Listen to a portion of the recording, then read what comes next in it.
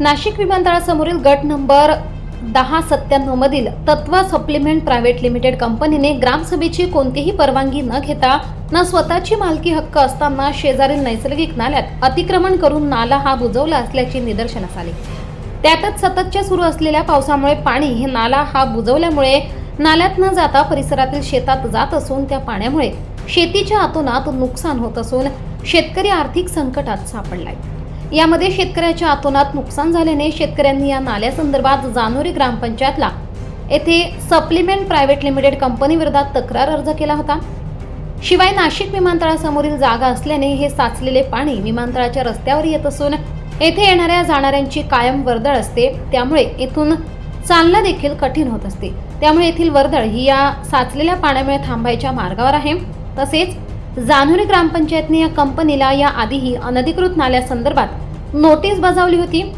जानोरी ग्रामपंचायत ही PESA क्षेत्रात असून संबंधित कंपनीने ग्रामसभेची कुठलीही परवानगी न घेता अनधिकृतपणे नाल्यावर बांधकाम केल्याचे आढळून येत आहे। सदर कंपनीने पेसा कायद्याचे सुद्धा उल्लंघन केले असून पुन्हा एकदा जानोरी ग्रामपंचायतने प्रशासनाकडून कंपनीला नोटीस काढली असून दिंडोरी उपविभागीय अधिकारी यांना देखील पत्राद्वारे तक्रार केली आहे। दिंडोरीचे उपविभागीय अधिकारी या कंपनीवर काय कारवाई करणार याकडे ग्रामस्थांचे लक्ष लागून आहे।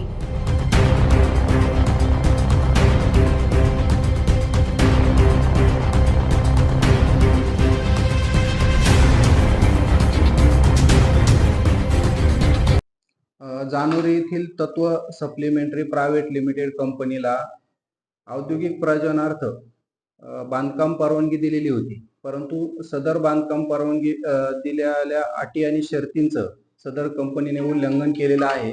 याबाबत त्यांना जुलै 2023 मध्ये देखील पहिली नोटीस ग्रामपंचायतीमार्फत बजावलेली होती आणि त्यानंतर आता परत त्यांना कंपनीला नोटीस बजावलेली आहे आणि याची एक प्रत माननीय प्रांत अधिकारी साहेब यांना देखील सादर केलेली आहे। अद्याप कंपनी मालकाचा कुठलाही लेखी अहवाल ग्रामपंचायतीकडे प्राप्त झालेला नाही।